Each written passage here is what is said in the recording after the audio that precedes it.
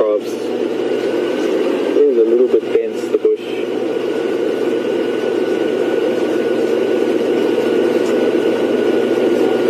Now, past this fallen bush below, we might get a better view.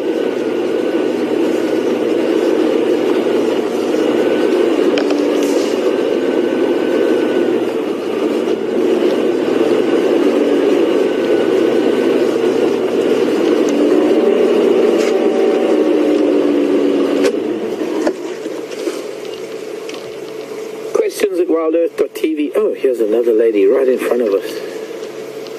Lady Kudu. Hello, Mrs. Kudu. The world is watching. And I hope you're all feeling a little bit of this really relaxed and peaceful energy that they tend to give out. There's just a harmony with nature when you watch something like this.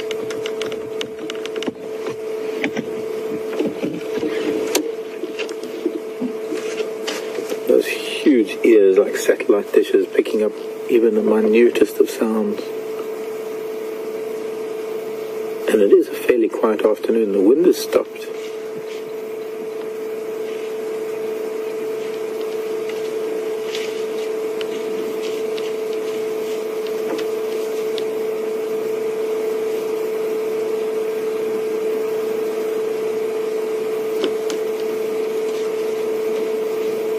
Each kudu having its own individual stripes, much like a zebra or like a fingerprint, like any animal, doesn't matter what it is. None of them are clones of each other. Every single animal is different, and it's only really animals that have markings that we can maybe see the difference because they look so much alike to us. But much like we use spot patterns on leopards, you could use stripe patterns on kudu to keep track of individuals. The kudu barcode, I call it. Imagine inventing a kudu barcode. You can just sort of aim it at the kudu and it'll call up the kudu's history, where it was last seen and who it lives with, when it last had a baby. Of course, there are thousands of kudu, so it would be a very big database. And it's invasion of privacy. Okay, well, we could always get them to sign a release. But it is a little bit of an invasion of privacy, I guess. But I like to keep track of, we keep track of lions and leopards and elephants and based on their markings or their tusks or their ears or whatever it may be. Why not keep track of kudu?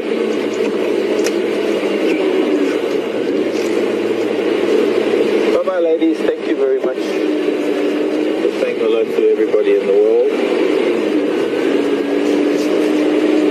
Safari Live if you want to contact me or Scott via Twitter. Oh, there's a little one lagging behind. Oh, there's a bull. Mush. Look at this.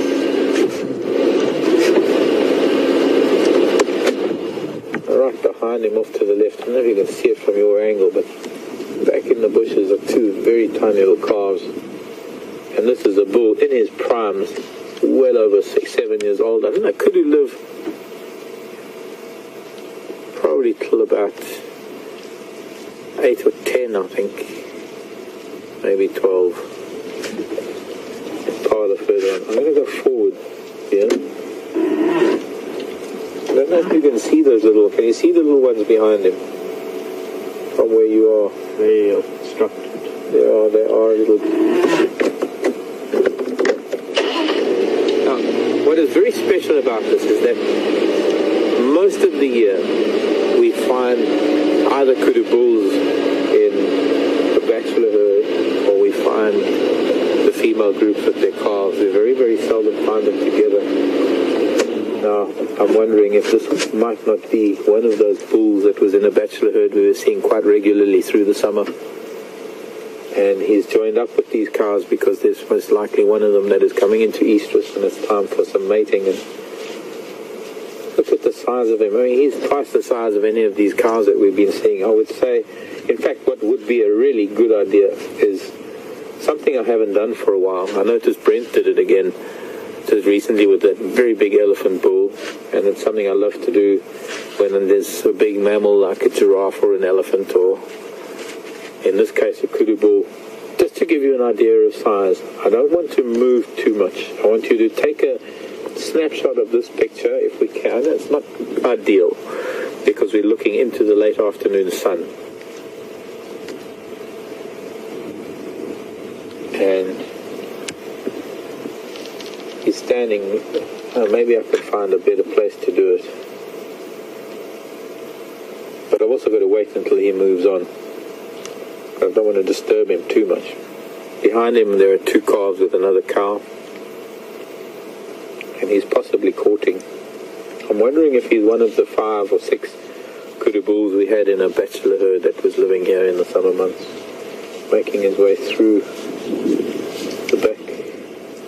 It might take a while for me to be able to go and stand where he was standing so that you can get an idea of size. I don't think they're as big as a moose. They are bigger than white-tailed deer.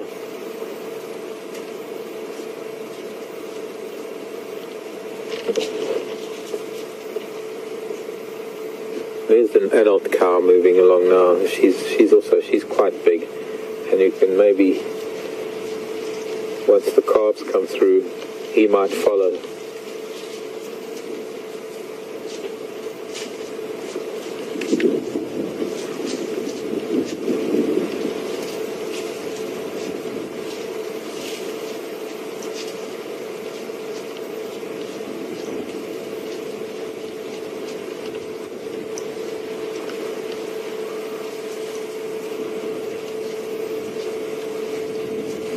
Other than size, Nigel wants to know the difference between female kudu and female nyala. Now, if you're looking at this calf, remember how big that cow was. This calf is a fraction of the size of the adult, and that calf is already bigger, or about the size, this one too, about the size of a female nyala. So, apart from size, it's the color. There's a color difference which is quite distinct. The nyala tend to be a lot more rusty, reddish, kudu a little bit grayer than the nyala, and the stripes of a nyala are a lot close together. There are a lot more stripes on a nyala than there are on kudu. I think more than double the number of stripes. You might find 12, 14 stripes on a nyala and only maybe 6 to 8 stripes on a kudu. I'm going to wait for him to move along. I'm hoping he's going to follow those other females and the calves, so that I can go and stand there. We can get an idea of how big, because if we do the same thing with most of the animals that we see, we've done it with elephant, we've done it with giraffe, and doing it with kudu, I can maybe find some nyala and try the same trick with nyala, and you can always gauge an animal by my size. I'm not quite as tall as Brent, and of course sometimes with Brent's 6'3" odd, it gives you more of an idea of size. I'm under 6, I'm about 5'10" with heels. Quarter-inch heels.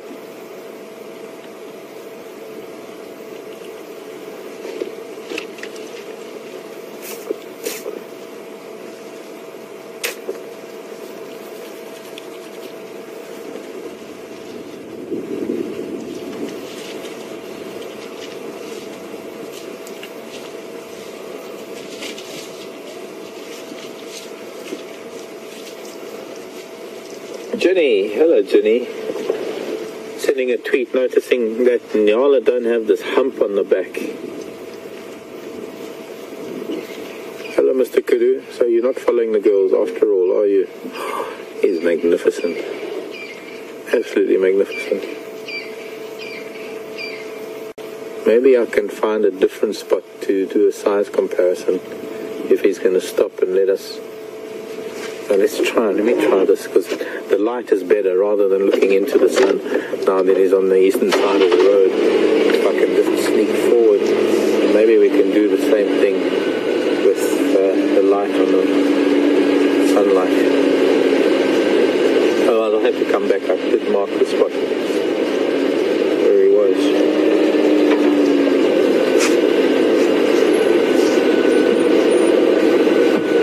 But there's a good, if he stops somewhere in this gap, Mr. Kudu, just behind that tree, there's a good marker. That tree there. Stop. Okay, don't. Okay, well, don't know. Were you zoomed in at all for that? I was on a long shot. Okay, well, we'll try it with that other tree that he was at.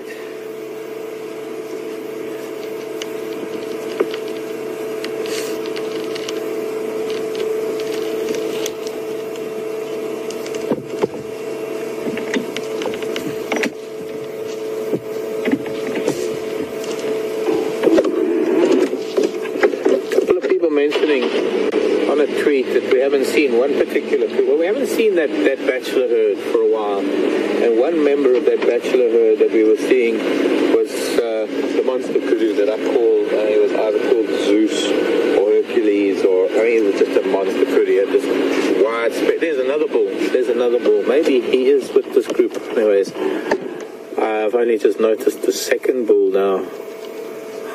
Oh, he's also magnificent. So I was parked right here, in fact. I'm just going to go in to stand where this kudu bull was standing. But yeah, a few people mentioning we haven't seen that other big bull with the very widespread horns. But that's possibly because that bachelor herd has moved on a bit. I don't know who these two boys are. We can stick around and see if there might be others. Interesting that the ladies and the calves have moved off a little bit to the south, and they're heading to the east.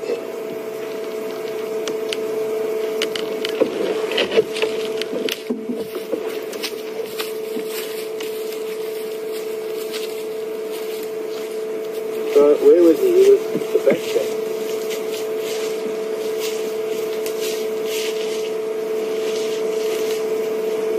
Standing somewhere here, wasn't he? I think so.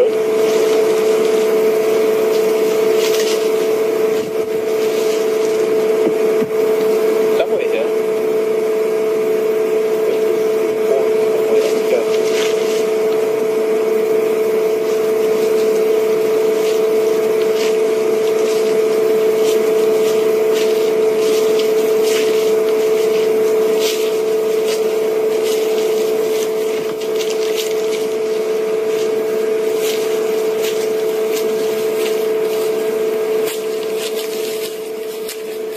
Alternative is to stand in the road where his tracks are, because maybe there's a screenshot of him in the road.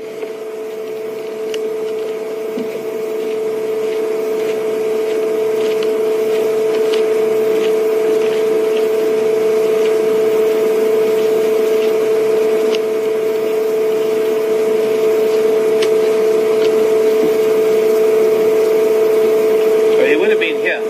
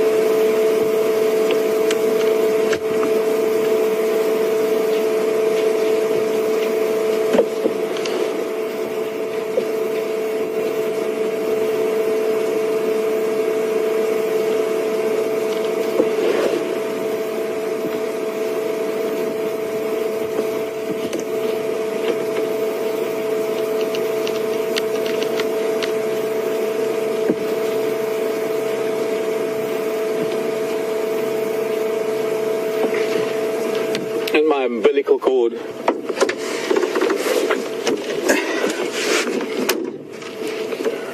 I'm not seeing any other bulls, but anyways, hope somehow, somewhere I was standing was, especially being on the road where his tracks cross the road, maybe there's a spot there that you could get an idea of how big a kudu bull is.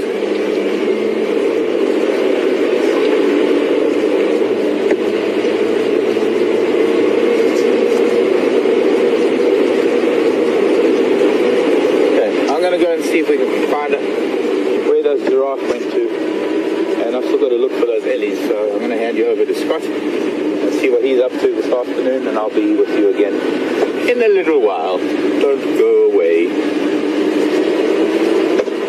Bye-bye, kudu. Thank you. Love you lots. Yeah, he's horny. He's ready to go again.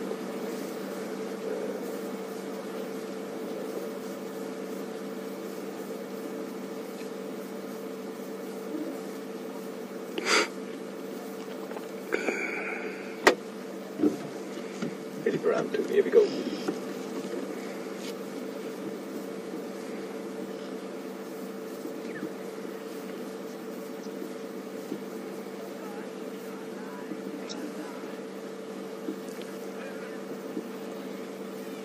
Welcome back, everyone.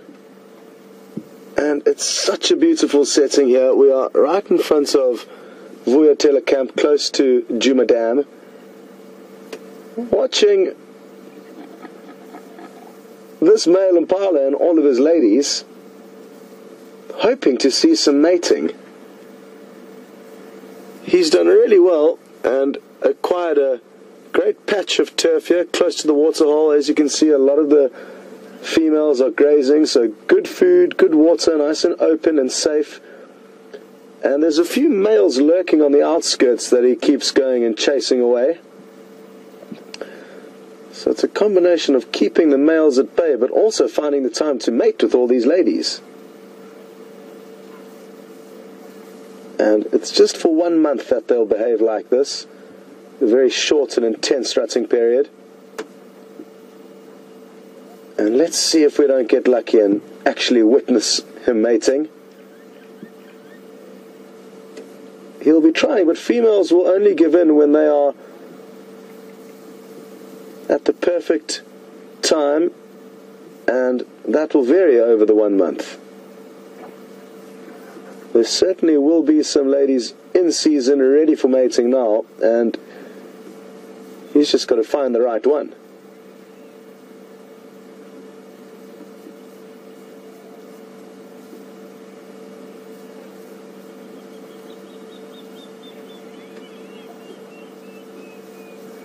What I'm hoping is that the other males that are lurking nearby come in and try a cheeky maneuver and try and steal some of his ladies.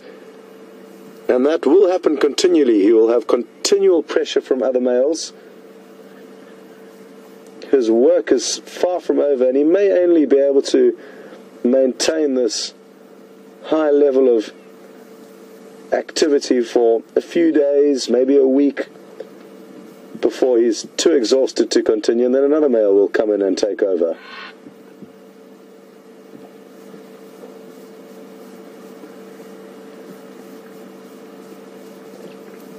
Now, what I'm sure we are going to see sometime fairly shortly is a crazy audio display made by these animals. They make the most bizarre gurgling, burping roar during the rut. And it's been a while since he's done it, and I think he'll do it again fairly soon.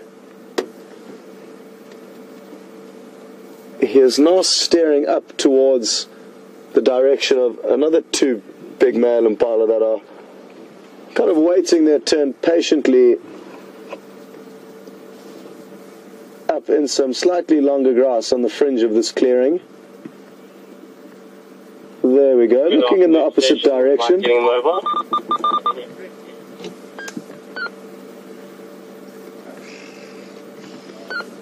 But you could well find there's...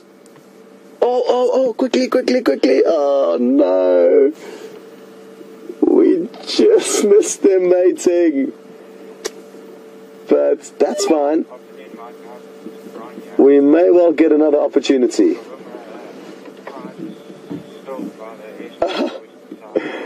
I turned around and he had just dismounted, but it may happen again.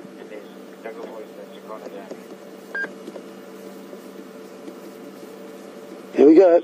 Oh, that wasn't very smooth.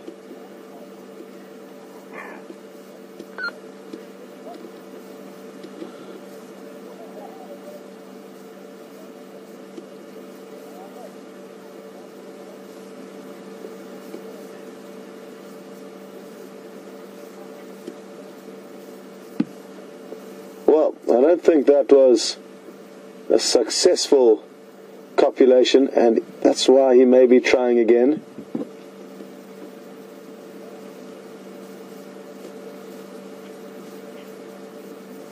But she seems to be giving off the impression that he's missed his opportunity. Or possibly she's just leading him a little bit further away from the rest of the herd for some privacy, but now he stopped. No, irresistible, this lady.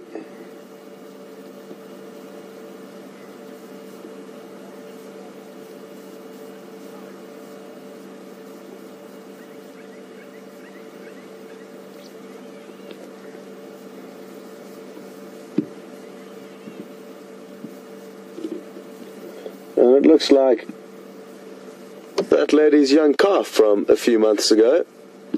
Oh, here we go. No.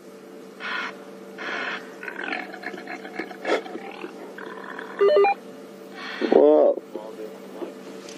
There's that bizarre audio that I've been talking about. I'm just going to chat on the radio quickly. Excuse me for a second. Afternoon, Mike. Go ahead. Afternoon, but just wanted to see your movement. I'm out on a bit of a bumble and didn't want to ride over anything you might be tracking. Thanks, Mike. We're not following up on anything fresh from this afternoon. There was tracks of a male leopard that disappeared around the bush dinner sites on Quarantine, and Marc also had some female tracks up around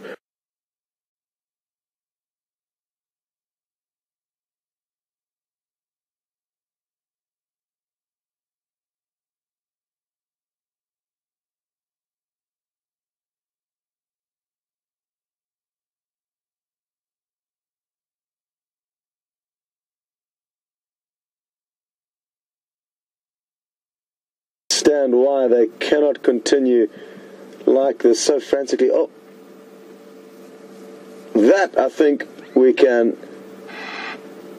fairly safely say was a successful copulation, and what we've just seen now is going to make a big difference in 6 months' time to the population of the impala in this area. And it's such a wonderful time to be out in November and December when the impala typically start to lamb.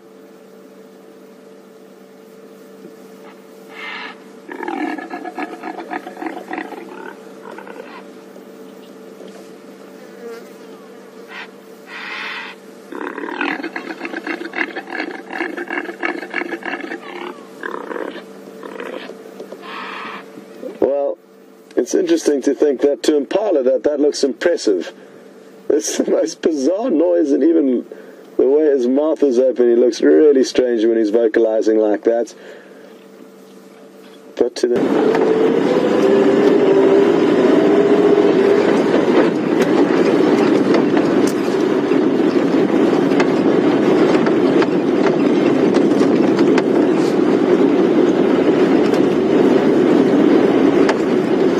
we're not far away from where we did have the last tracks of what looked to be a young male leopard.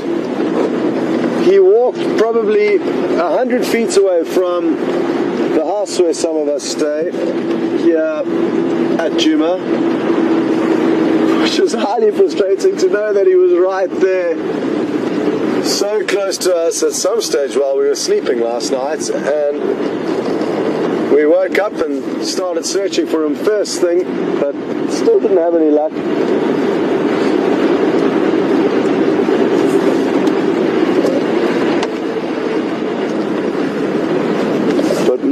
get a second shot at it. And I'm feeling confident something's got to give. We've invested so much time looking for these animals that I fear our luck is about to turn.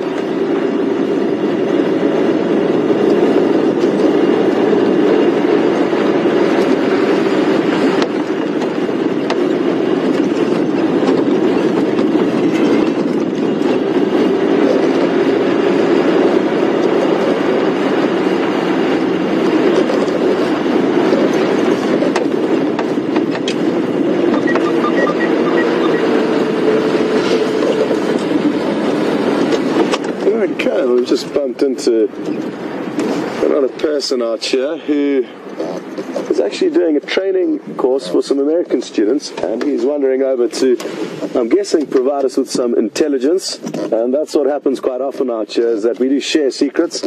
Afternoon, Lee. Hey, how are you? Very good. How are you doing? Good. Good. You well? Yeah, very good, thanks. Yeah.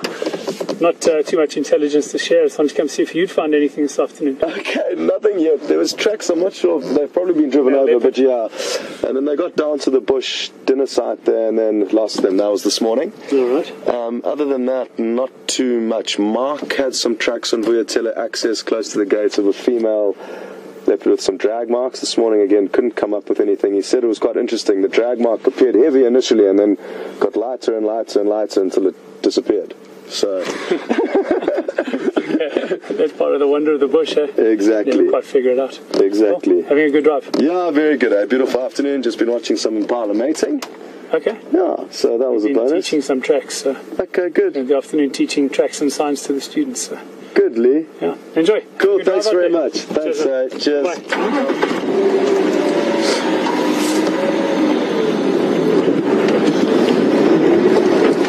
I was going to go right, but now I'm going to go left. Okay. It is time.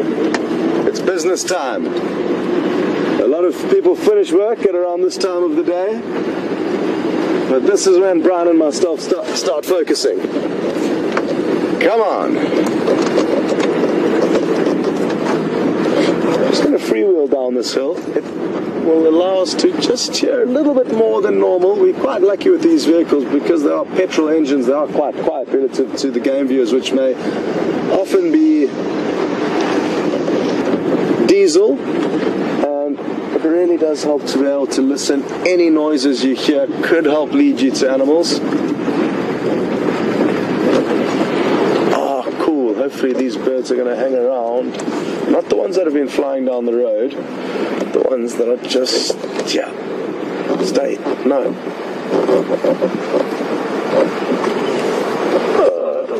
Oh, well done. Okay, Brian's too quick for me, and I didn't even realize he was on it. That's a really cool bird that we don't very often get to show you. We often hear them, and that was one we just heard calling on the left. It's got a very long red bill that you can see it probing in the cavities of that tree. And it's called a red-billed wood hoopoe, or a green wood hoopoe, is I think their most recent name.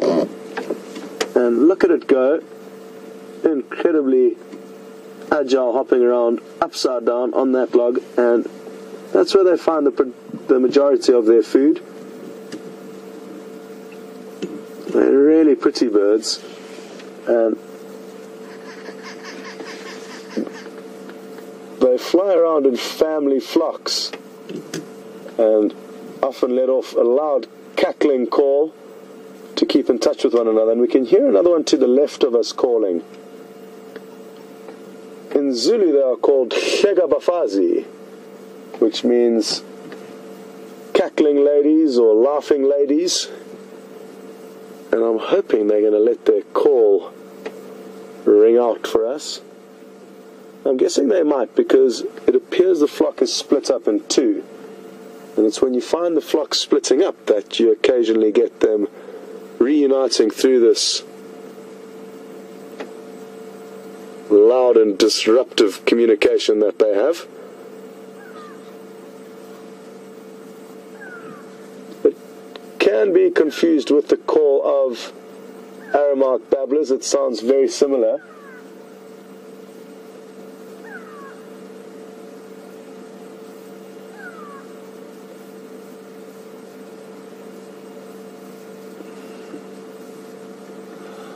I always find it incredible to notice how many different animals can survive out here, and the reason for that is they've all got their specific role. And just how you can see this bird feeding in and amongst the tiny cracks in that log, that's its little niche, and that's how it makes sure that it's always got enough food, because it's not going to be competing with too many other birds. Certainly woodpeckers, and there are other birds that will also feed in a similar fashion to that, but there are so many little different adaptations that all the animals have, creating this diverse and incredibly intricate system that works so well. And I often think to myself, it's incredible how well these animals do out here, and how many animals survive relative to how many animals would survive if we were to come in and plow the land and put some cows here, for example. It would just be the cows and maybe a few other birds, but the amounts of different animals that can all survive here sustainably is really interesting. Now, what's going on here?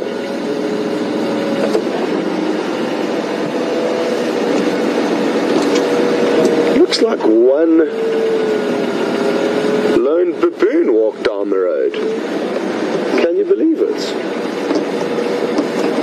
There's no tracks of a troop, and we haven't seen a troop here for ages. What I'm going to do is I'm going to try and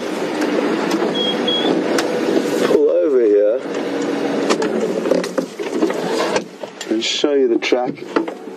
Oh, can you see it there? No, the angle's not right. No, it's not too close. Let me swing around a little bit. There it is.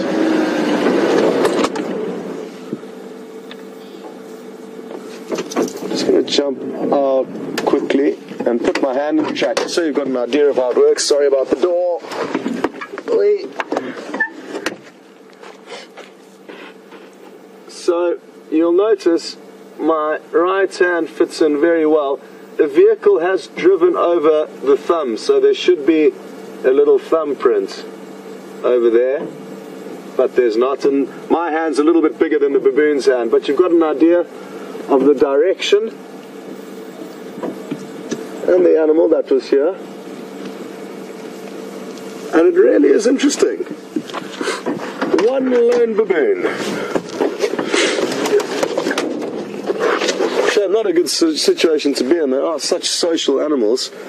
I could think of nothing worse than being stuck out here alone, especially if you're used to being in a troop with a big family. Lots of eyes and ears to make you feel safe and keep you safe and away from predators.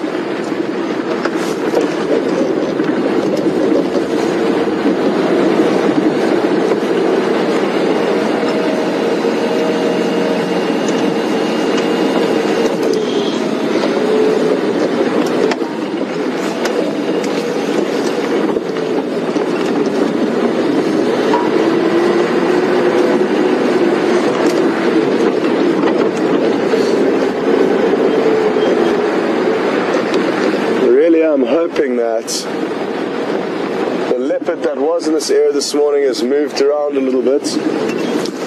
When they are moving, it's easier for other animals to see them and alert us to them by alarm calls. And it also simply means that it'll be in a new place and not hiding wherever we couldn't find it this morning.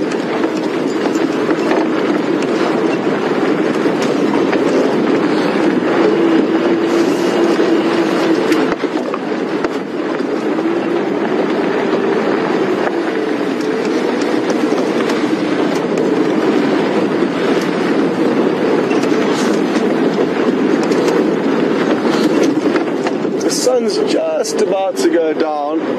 We might be able to show you a glimpse of it, but we are on quite low ground here. So not in the ideal spot to be showing you a sunset.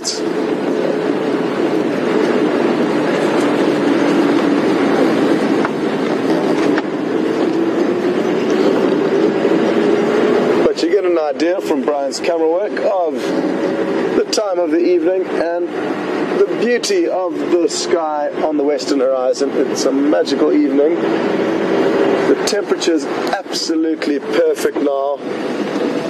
Not too hot, not too cold. The wind that we were experiencing earlier has died down.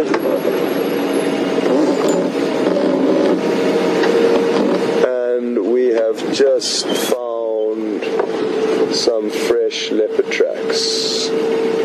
Good, very good. Very, very good. He has come out and he has been here the whole day, lying under our noses. I think. When I drive this road, Church should confirm that for me. Where is he hiding? There were tracks up and down on the right-hand side of the road there, and I would like to think I haven't missed them when I've driven past already today. They look quite nice and fresh. Now there should be a few more tracks around here. But when in doubt, stop and listen. It's a go-to move that can often work. And while we stop and listen, I'm just going to take a few moments to double check these tracks.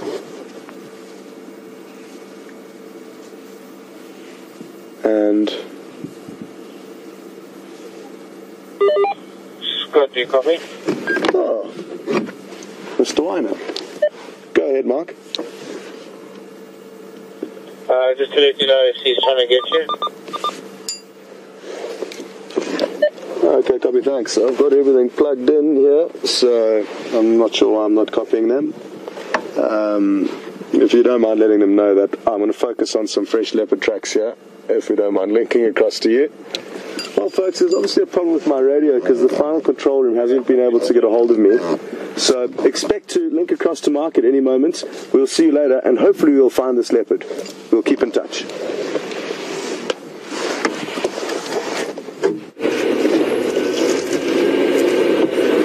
I've just come back towards Wuyatela. We are actually, welcome back everybody, just by the way. Given up on finding, I've been doing some loops around the area where the giraffe were, where we saw leopard tracks, where we saw some leopard things. And coming back towards quarantine, I wanted to see if we could find leopard tracks anywhere near here, because there was a sign of leopard in this area coming onto quarantine early this morning. And also talk from Wuyatela that there were impala shouting. But I think Scott's just picked up on some new tracks and he's going to be looking at that. One thing I wanted to show you, we've got an area that we've just come through over Zoe's Road. We don't talk about the grass as much, but I'll just go forward a little bit. A lot of these tall grasses that we have are actually thatching grass. And I'm guessing that a lot of this thatching grass has come about because seed has fallen off of the truck that brought thatching into the lodges. Now what's important about thatching grass, and this is why I think it's been brought in, because it's a relatively thin species of thatching grass. The thickness of the grass determines how well it's going to weather over the years, and if you can see down here at the base of the thatching grass, this is what we call the low pelt thatching grass. It is rather thick. And because it's rather thick, if I could break it, I'll show you. It's got a pretty thick and very spongy pith to it. And what happens is that can absorb moisture and it can start rotting. Whereas you get the thatching grass from a slightly different climate, what we call the high veld, up in an area known as Secunda. I know that we do have the odd viewer from Secunda. But the thatching grass that comes from Secunda is actually the best thatching grass of all, because it is a lot thinner and so the water can't get into the pith of the grass and it can't rot from the inside out. And it's a lot tighter packed together when you've got many strands of thatching grass together. If I can find another piece just to show you how it would fit together. Now what's critical about thatching, and when you are making a roof out of thatching grass is the pitch of the roof. So anything from vertical to just over 40 degrees, I suppose 45 to maybe 50 degrees is optimal. Anything flatter than that, you're going to start getting a really serious problem, because ideally what you want to do, you've got a bundle of thatch. The water that hits the thatch from the rain, you want it to run down the outside of the thatch, as opposed to actually hit the thatch when it's at a very, very low angle. It'll hit the thatch and then actually start dripping through the thatch, because there isn't enough of an angle for gravity to take it down off of the roof. And so you might find some roofs that are at a very, very low pitch have to be replaced quite frequently, as opposed to a much steeper pitched roof. The steeper the pitched roof, the more you get water runoff, and the longer the thatch will last. But this is a thatching grass that just this area around Vuyatela Access Road and Zoe's Road is where there's a lot of this grass that grows very, very tall. We're making our way onto the western edge of quarantine. We're going to go into quarantine. We might get to see what comes out onto quarantine in the evenings, and there might be something around. We've got also those 3 ellies to try and find if they haven't been down to Gowrie Dam. Very quiet evening. Beautiful sunset. I want to try and get onto quarantine so we can see some of that sunset.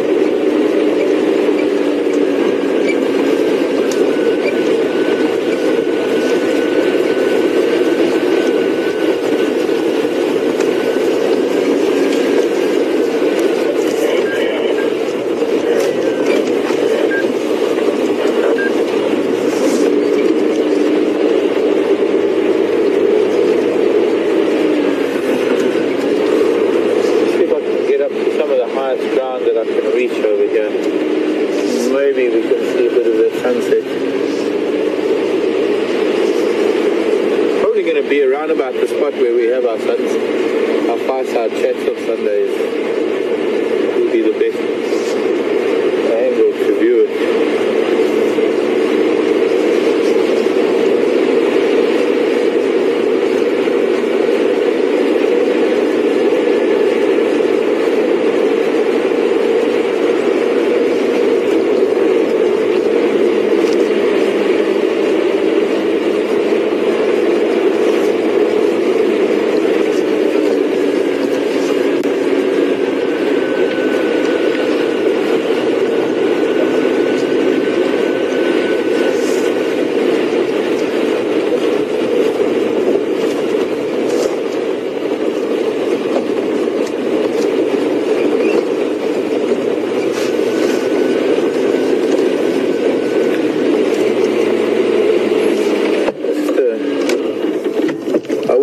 do better for now, but this is, or rather, I wish I could do better, but for now, this is the best view I can get of a really beautiful sunset. There's a little bit of cirrus, I think cirrus, in low cloud in the west and northwest,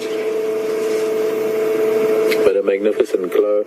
Derek in the UK, good afternoon or good evening to you, Derek. And thanks for your question.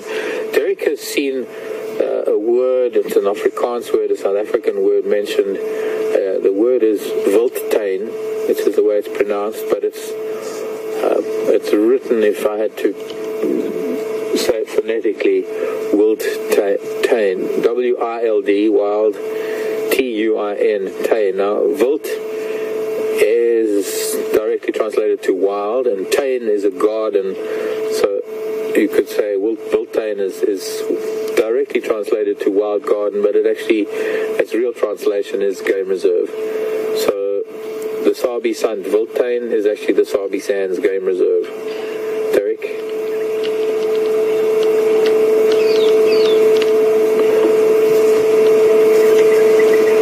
And the Kruger National Park would be the Kruger Nationale Wildtuin.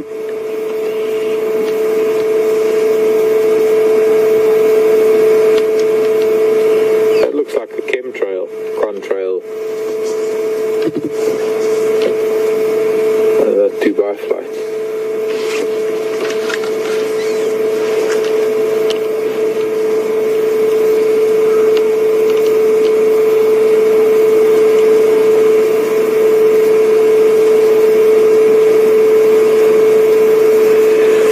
Hello, Marianne in Arkansas, wanting to know if that thatching grass we were talking about.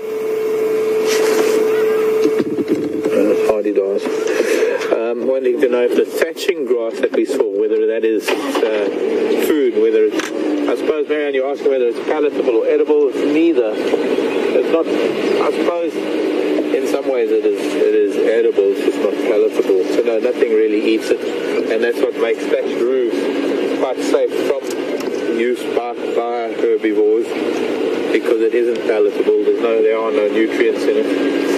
And apart from my roof that gets chewed up by rodents and squirrels, or other rodents and squirrels, to build their nests, the roofs last a long time. The roof on my house is, the base of the roof is probably about 50 years old, and would have done fine if it wasn't if I'd replaced it 15 years ago instead of just putting a new layer of thatch on. But by putting a new layer of thatch on, I've doubled the weight of the roof. The roof's pushing down, pushing the wall down. And it's something I'm going to have to deal with this winter, because I don't think it's going to stand up to another summer. The walls are actually going to collapse. I have a very round house, a big round, what we call a rondavel. And it's got a freestanding roof. There are no uprights, so the roof is actually resting on the walls of that one. I've doubled the weight of the roof. The roof's pushing down, pushing the wall down. And it's something I'm going to have to deal with this winter, because I don't think it's going to stand up to another summer. The walls are actually going to collapse. I have a very round house, a big round, what we call a round.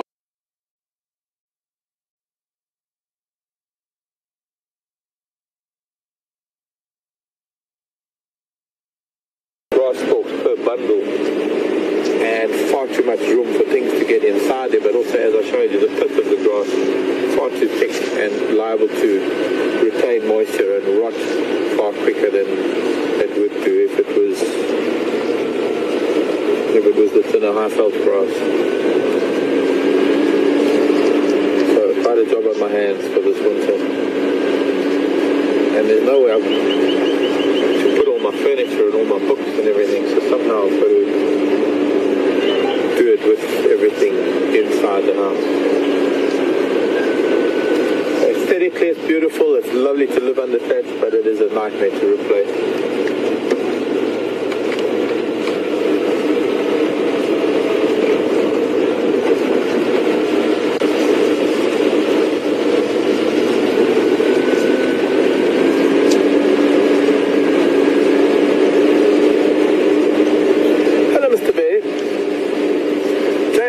If there's ever an aerial census done of the animals. There is, James, actually every year, around July, August, towards the end of the dry season, they wait until the visibility is the best, when most of the trees have lost their leaves. It's the best time to do a census, when we're able to find the large mammals from the air. And a plane would fly in a grid pattern. There's a very specific pattern that the pilot would fly. There have to be 3 spotters in the plane looking out the windows or looking out the door. Generally it's for things like elephant, buffalo, rhino, something with a small.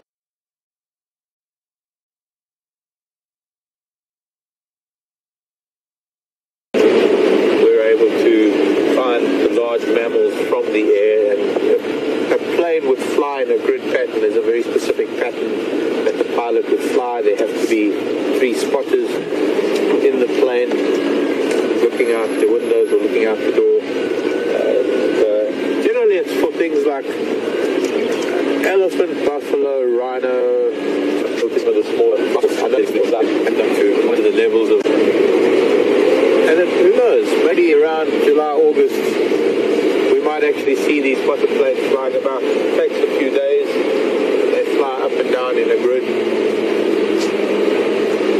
I often see them from my deck at home. I wake up in the morning and I have this plane almost flying eye level with me on the deck.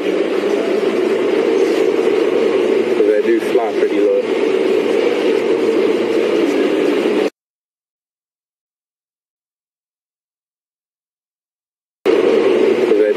Pretty low. It's on a snow.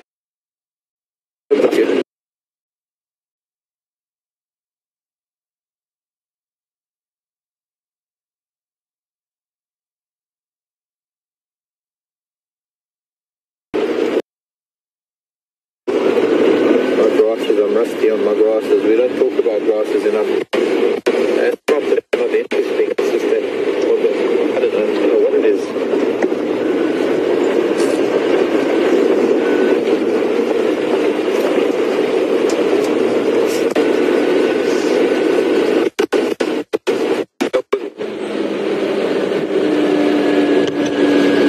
Gone into a marula tree up there.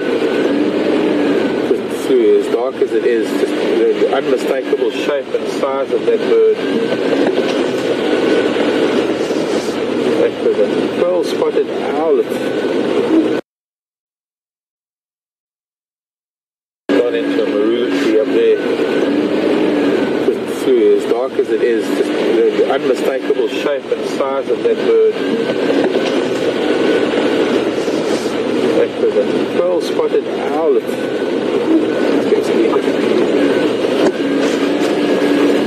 One of the small owls is only about 6 inches, no, maybe 7 inches tall, 15 centimeters.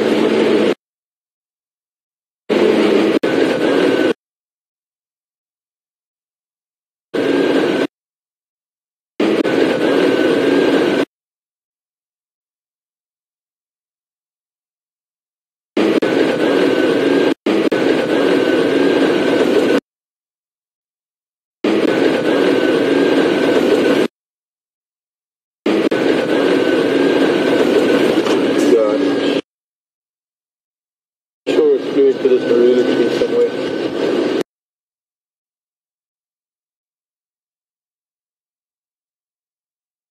Yeah, I'm sure it flew into the marula tree somewhere. And that's coming through the brush. It's flown off again. But as small as it is, it should be quite easily visible against the sky. Might have gone through to that jackalberry in the background, a lot denser. But you can see that little jackalberry over there. Got a much heavier crown than this marula that I thought it went into. Oh well. Go a bit closer and see if we can find it. Of course it might fly off again.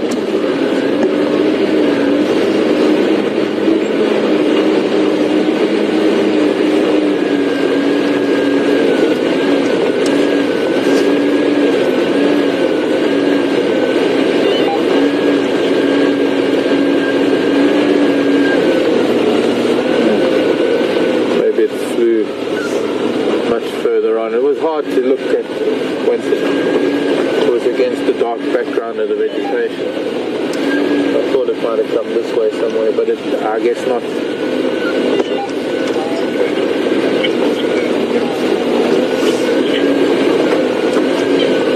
It's not a jackleberry either, it's an apple leaf. I was just guessing looking at it from a distance. So it's a rain tree.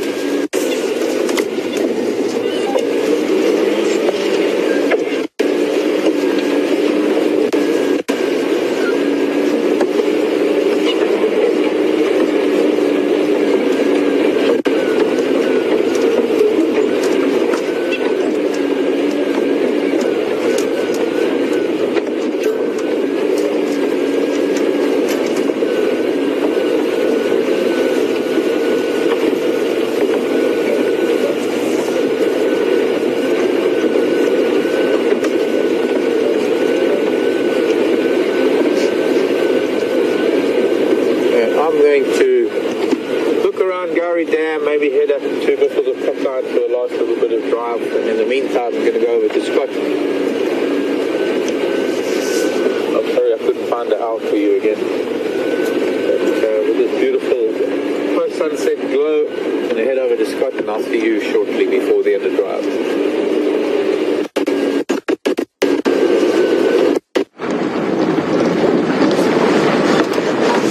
Welcome back, and it appears that both Marc and myself are having a tough time finding the animals that we are hoping to show this afternoon. The pearl-spotted owlet that Marc was looking for now is such a pretty little bird, and I often also find myself responding to their calls and trying to find them.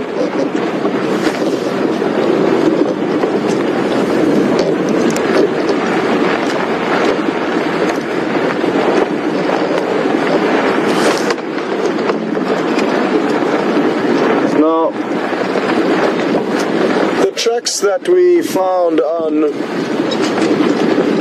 the last time you were with us, it's hard to decipher actually what's happened. The leopard was moving up and down. Another vehicle has driven down this road and erased some of the tracks that would have been vitally important in helping us to establish where he did go. Like I said, he was going up and down. So we're still just going to work around this area, stopping and listening every now and then, and hopefully he'll pop up at some stage. There were a lot of impala in the area, and he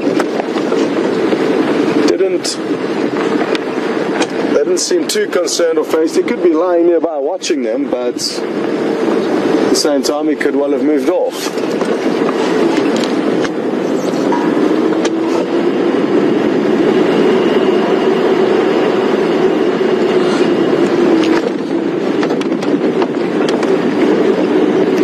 Rosie would like to know, good afternoon Rosie, and thanks for sending through your question, whether they were male or female tracks. They were male tracks. Now the few tracks that I saw look quite large. Now it's getting difficult to distinguish between the tracks of two young males, Nkuhuma and Quarantine, with their father, a large male called Mvula. Either way, it is certainly a male. Whether it's Nkuhuma or Mvula, I'm not entirely sure, or Quarantine perhaps, but he is in this area, so that's the good news, and we'll just keep snooping about and maybe we'll come across something.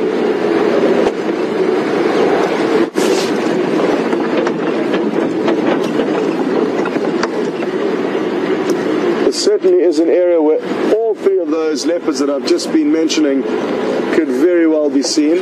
Oh. A duiker just crossed the road in front of us. We'll try and get you a glimpse of it, but they are quite nervous and often don't hang around. But Brian's ready and poised, so we might get lucky.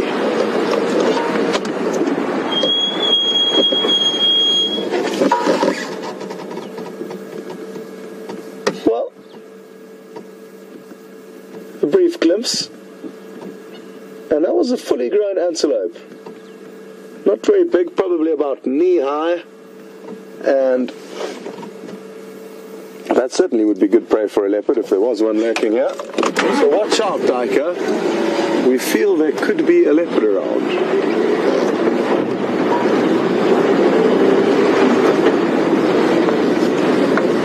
If a leopard was to catch a diker and we did have the vehicle off, there's a strong chance we would hear the audio. Some antelopes will let out a distress call when they are caught by predators and others won't. A diker is one that will let off a bleating cry if it is captured. And it was just a few weeks ago that we actually did find Nkuhuma on a diker kill. We had been following up on a report from the Nkuhuma waterhole camera that a leopard had been seen that headed down below the dam wall, and we went into that area, looked around, couldn't find anything. It's very thick in that riverbed. And as we were leaving, we heard the cry of a diker, and we went back into the area and eventually found Nkuhuma in a tree that he had hoisted the kill up into. That was shortly after he had finished feeding on a baboon that he had killed. So that lone male baboon that we did see waltzing down the road earlier, at least the tracks of him, he should be careful because there is a leopard archer that we know for a fact can and will catch baboons. It's quite interesting because baboons can be very dangerous animals for leopards to catch. They live in troops, they've got very large canines, and leopards can sometimes be killed by baboons. Having said that, though, in some areas they will feed predominantly on baboons. It will be a major food source for them. Here in the Sabi Sands, it's not really the case. I've seen very few leopards with baboon kills. Because over the years the baboons have realized to be very confident and confrontational to the leopard, and that will often deter them.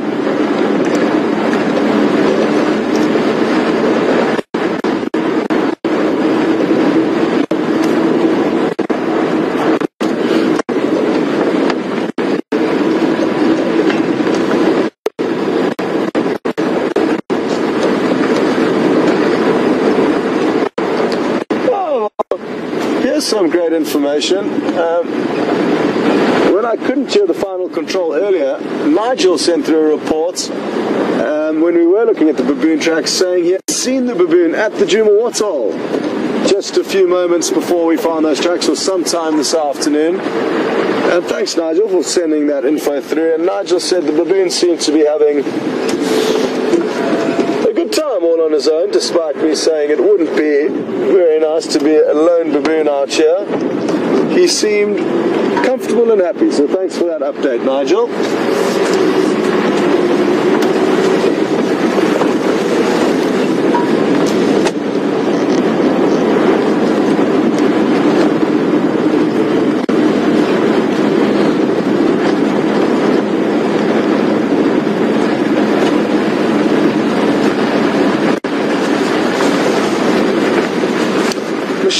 To know why a baboon would potentially be alone and no longer be accepted into a troop, and there's various reasons. Baboon troops are not actually dominated by one individual male. It's dominated by a gang of males, and that gang of males will compete with one another for ladies within the troop, but overall they'll stand together as the main men that will help look after and care for their ladies within the troop and their kids. Now, some members of the gang may at any stage decide to leave and look for another troop to join, but more often than not it'll be the young males from within a troop that will move off and look for new troops, and that way again ensure that fresh genetics are dispersed between different troops. So that could have been a male that had grown up, become sexually mature, now headed off in search of his own troop. So what will we find at the dam here? Please, could there be something here? Not looking promising at this stage. You know that younger daughter that was part of Nkuhuma yesterday before those two black males came in is a second rock moving north.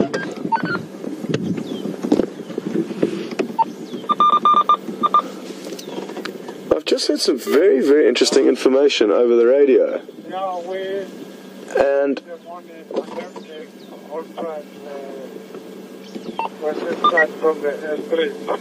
I just want to make sure what I'm hearing is correct. But basically it sounds like the young male, the Nkuhuma pride that we saw yesterday has a young male in it. It's about 3 years old. And the pride of lion, the Nkuhuma pride, headed north out of our property last night. We saw them actually leaving, heading in the direction of a large herd of buffalo. Then Marc found tracks this morning of 2 Matimba males heading straight in that direction, and they did join up with the pride. Now, interestingly enough, I've just heard reports on the radio saying that the young male from the Nkuhuma pride is all on his own, heading in the opposite direction, quite far away from the rest of the pride are now with the fathers, the 2 males, the 2 dominant males. So it may have been that the 2 males, the father of that young 3-year-old male, have finally chased him out. And it's been something we've been talking about for a long time, because he has been coming of age and he's becoming a lot more sexually inquisitive, and that's no good because he's in a pride with his sisters and his mothers. So it was time for him to go, and it is harsh, but it sounds like he may have just been kicked out of the pride. He could rejoin once those males leave, but it's a process, and this process sounds like it started. Now, again, that's just what I heard on the radio. I could be wrong, and I will double check it with Aubrey if they do manage to relocate on the Nkuhuma pride this evening. They did find them this morning, but nobody's had any luck this afternoon. Anyway, some interesting behavior, potentially. I prefer to believe it when I see it, such as the messages we get can often be a little bit confusing. So bear that in mind, but that is what I just heard. Okay. You'll notice some bats flying around, and it's that stage of the evening for them to do their business.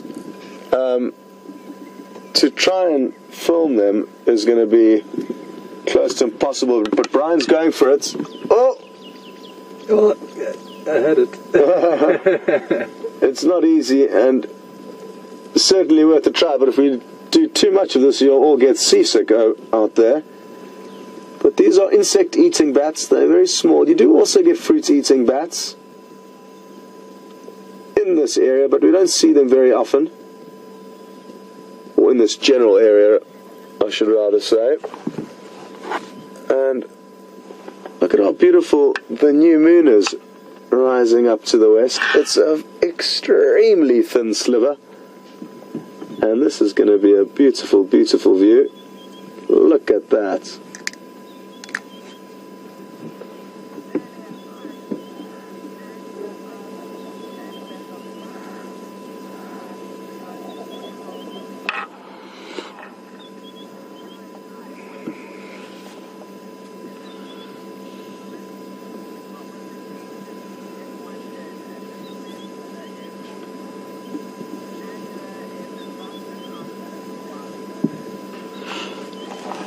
And I hope you enjoyed the beautiful views of this new moon. And Angela's just sent through a question from Boston. Good evening, Angela. Angela would like to know whether the dams are ever clean enough for humans to swim in, and if so, what are the dangers? I wouldn't mind swimming in this dam right now, to be honest. It's not very clean, but it's not going to cause major health issues to us in all likelihood. And if I was confident that there was no hippos and no crocodiles in this dam, then there wouldn't be any major threats of swimming in here. But those are the 2 key threats to watch out for when swimming in any stretch of water in Africa. Hippos can be a little bit easier to see. Obviously, if you stay here long enough and one doesn't poke its head out after 5 minutes, you know there's none in here because they can only hold their breath for that long. Crocodiles, on the other hand, you cannot trust. They are animals that can disappear and be very stealthy, and certain people, well, people have been caught out before because they think that they've been to a dam every day for so many days and never seen a crocodile there. They go for a swim. The swim ends badly because a crocodile latches onto them. So these things do happen, and you do have to be very, very careful. As we've experienced up at Buffelshoek Dam, there was no crocodile there for about 4 months. Then all of a sudden, one day, one appeared. One certainly big enough to eat a human. It spent about 2 weeks there. Potentially it swapped out with another one. We're not too sure. And then it left and it was gone. And that means it would have arrived at another dam where it was probably not also, people wouldn't have known it was there either. So those are the, excuse me, dangers of swimming out here. The water will never be very fresh and clean, even in the rainy season when more fresh water will be falling. There won't necessarily be, it won't be much cleaner than it is now.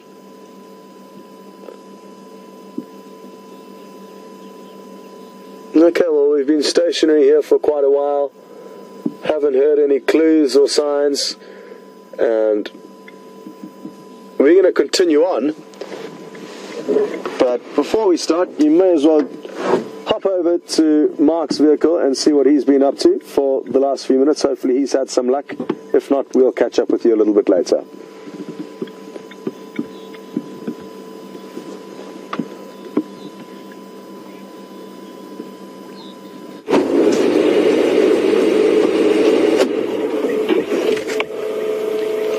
I don't want to shine on him, but we've got one of our local zebras here. He's a stallion that's been wandering around on his own for whatever reason, only he knows. Just going to bounce some light off of the bottom of the grasses onto him. They don't really like to shine on some of the diurnal animals. It's not quite dark yet, but it is getting there. There's still a little bit of a late post-sunset glow. And maybe if I put that on, it doesn't make much difference.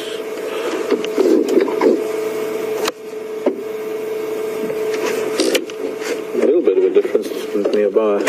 But one thing I wanted to show you, if we could just get beyond this little marula tree in front of us, is I've been anticipating new moon, and I've also been anticipating, well, new moon has passed, but anticipating the first sliver of the sickle of our waxing crescent, and it is there in the sky. We can see Venus. There it is, just under the marula. Right now we're on a termite mound, so it's bent out of shape. But there,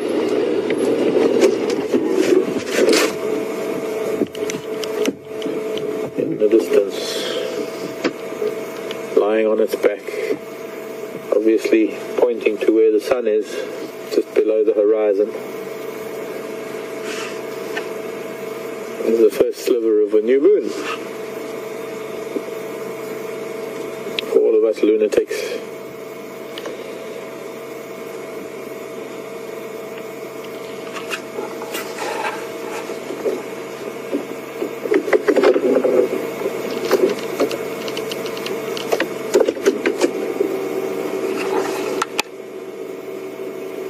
Light up the trees.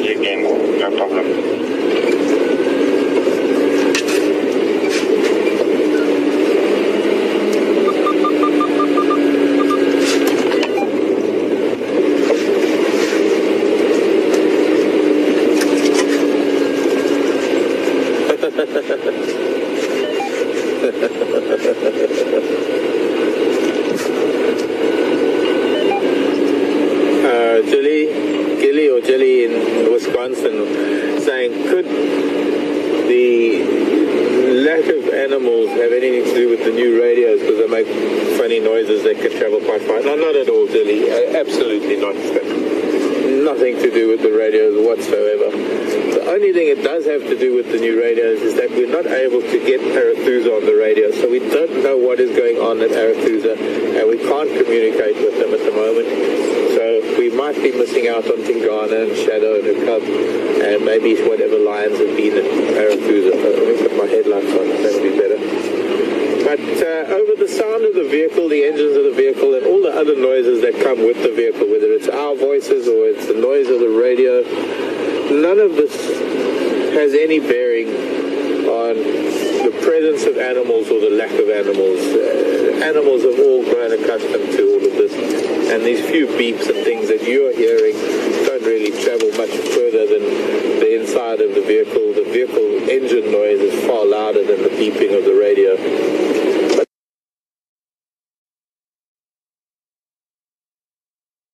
None of this has any bearing on the presence of animals or the lack of animals. Animals have all grown accustomed to all of this, and these few beeps and things that you're hearing don't really.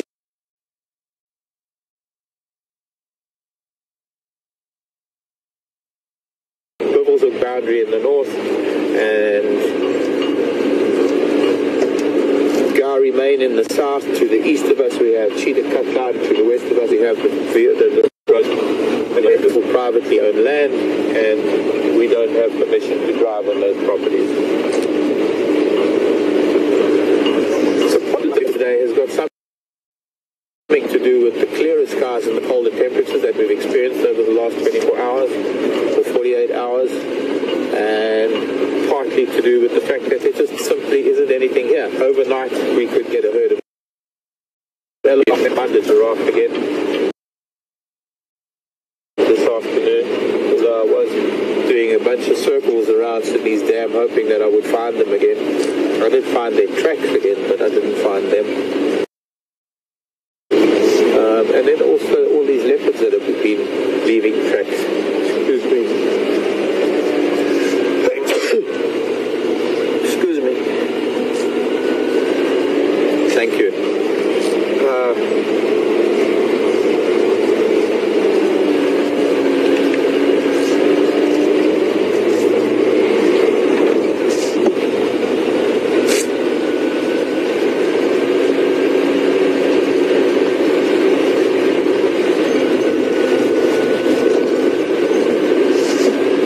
Maybe we've lost picture again, and somehow there's something wrong with the satellite somewhere up there.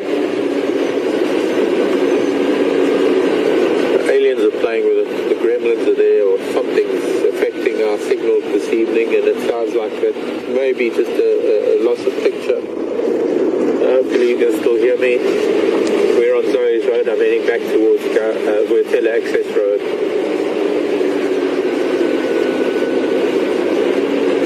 And also some tweets coming into hashtag Safari Live saying that there are some of you that are getting sound but no picture.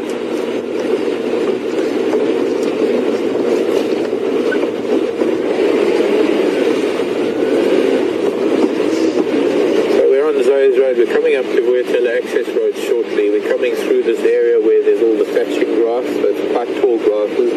Not easy to see through the tall grasses with light, because the light reflects back at us. It's easier to see through these thatching grasses during the day. So we're going to go back up Vuatela Access Road and have a look around. Sometimes when we've had tracks of a leopard, it's hard to see them during the day because they're either asleep or they're hiding in the grasses. But in the evenings they're likely to maybe wake up, lift their heads, and it might be easier with a light to actually pick them up, because we pick up their reflection in their eyes. This wonderful adaptation that animals have that allow them better night vision is having a reflective layer of light cells, or reflective layer of cells rather, at the back of the eye that reflect more light into the eye than what we receive as humans, so they are able to see better. But the key is that it reflects these glowing eyes. And sometimes if we can't see a leopard during the day, it's sometimes easier to see it when night falls, because we can get that reflection in the eye.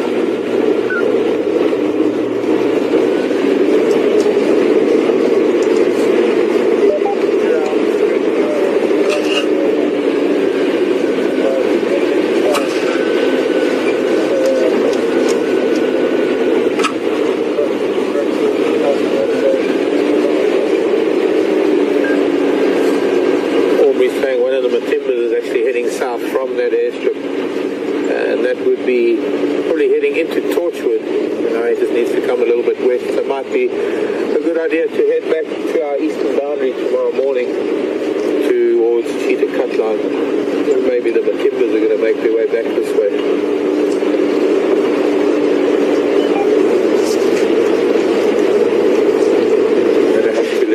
Go by. There's a car behind me. Have to find a spot to pull over.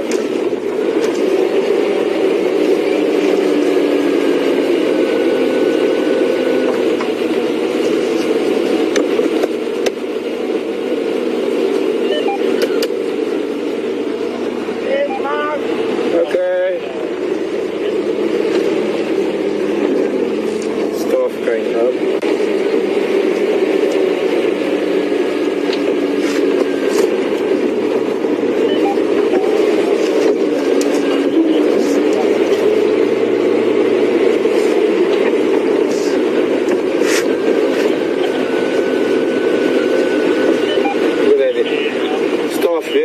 But you can see straight down the road, quite unusual, straight down the road of where tele-access road, you can see the moon setting. And, well, it's been an interesting day. It's been a little bit hard for us because there hasn't been much about. And it's not so much that it's hard for us, it's just that it's difficult to portray to you, the viewers, how wonderful this world is when we don't have, oh, there's a bush baby. We don't have the wildlife to show for it, but they'll come out of the woodwork eventually, and hopefully we will be able to see them. We've had a lot of leopard tracks today, so we'll be able to follow up on a lot of the leopard tracks tomorrow with a little bit of luck. And well, that is another day. The fortunate thing I think about this whole thing is that you're not here for a 3-night stay, and I have to say, for those guests that are here for these few nights, they're not seeing very much other than the Nkuhumas that are up on Littlehood. But at least for us, we get to do this every day. So what we don't see today, we've got a good chance of seeing tomorrow. So I'm going to say good night to you from myself and, well, from Vim as well. And we will see you again tomorrow morning at 6:30 Central African time. Our time as the breaking dawn offers up its secrets. Thank you for joining me. Thank you for all your input. Thanks for all the questions during the day. And I'll see you tomorrow. Take care. Love you lots.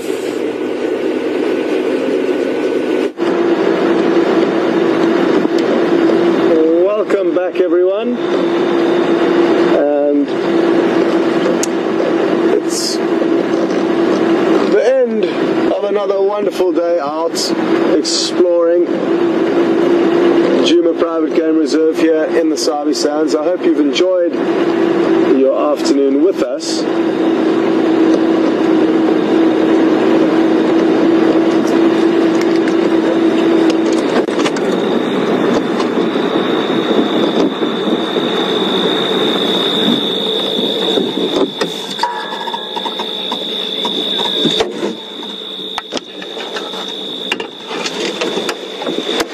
Just got a question through from Charlie on Twitter. Good evening, Charlie, and thanks for sending your question through.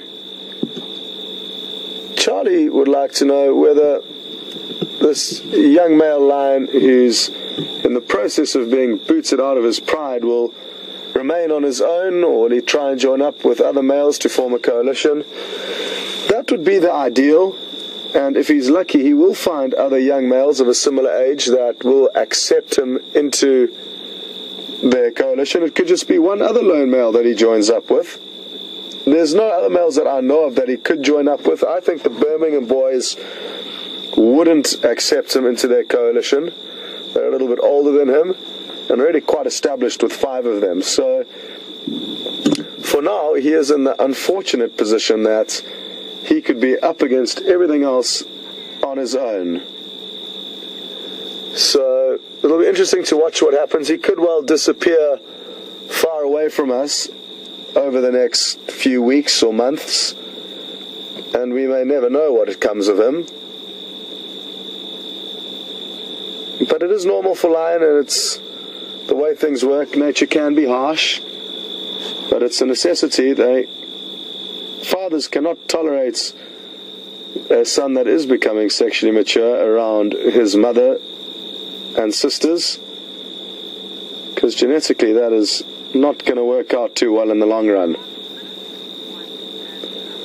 Thanks very much for sending that question through, though, and it really will be interesting to monitor and get updates on that young male from the Nkuhuma Pride over the coming weeks.